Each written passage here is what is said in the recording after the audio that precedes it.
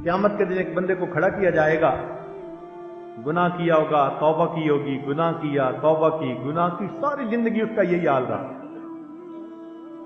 अल्लाह ताला फरिश्तों को फरमाएंगे कि जरा इसका नाम अमाल देखो।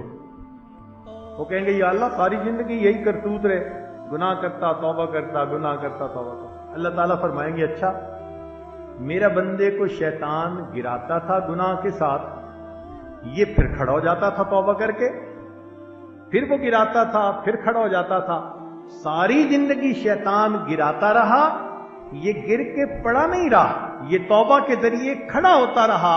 मालूम हुआ कि ये खड़ा होना ही चाहता था, सच्ची तौबा करना चाहता था, इसकी बार बार तौबा के अमल पर मैंने गुनाहों को माफ कर दिया।